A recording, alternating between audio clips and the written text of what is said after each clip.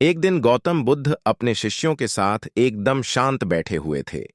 उन्हें इस प्रकार बैठे हुए देख शिष्य चिंतित हुए कि कहीं वह अस्वस्थ तो नहीं है।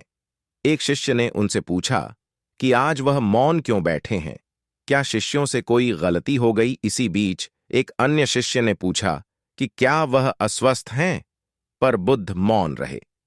तभी कुछ दूर खड़ा व्यक्ति जोर से चिल्लाया, आज मुझे सभा में बैठने की अनुमति क्यों नहीं दी गई है। बुद्ध आंखें बंद करके ध्यान मग्न हो गए। वह व्यक्ति फिर से चिल्लाया, मुझे प्रवेश की अनुमति क्यों नहीं मिली। इसी बीच एक उदार शिष्य ने उसका पक्ष लेते हुए कहा कि उसे सभा में आने की अनुमति प्रदान की जाए। बुद्ध ने आंखें खोलीं और बोले, नहीं, वह अछूत है, उसे आज्ञा नहीं दी जा सकती। यह सुनकर शिष्यों को बड़ा आश्चर्य हुआ।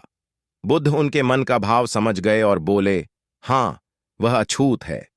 इस पर कई शिष्य बोले, हमारे आश्रम में जात पात का कोई भेद ही नहीं, फिर वह अछूत कैसे हो गया। तब बुद्ध ने समझाया, आज वह क्रोधित होकर आया है। क्रोध से जीवन की एकाग्रता भंग होती है। क्रोधी व्यक्ति प्राय मानसिक हिंसा कर बैठता है, इसलिए जब तक वह क्रोध में रहता है तब तक अछूत होता है। इसलिए उसे कुछ समय एकांत में खड़े रहना चाहिए। क्रोधित शिष्य भी बुद्ध की बातें सुन रहा था। पश्चाताप की अग्नि में तप कर वह समझ चुका था कि अहिंसा ही मनुष्य का महान कर्तव्य व परम धर्म है।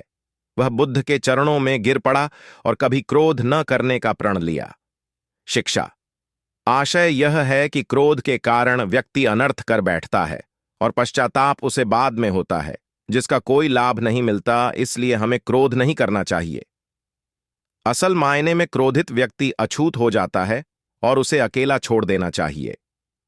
क्रोध करने से तन, मन और धन तीनों की हानि होती है।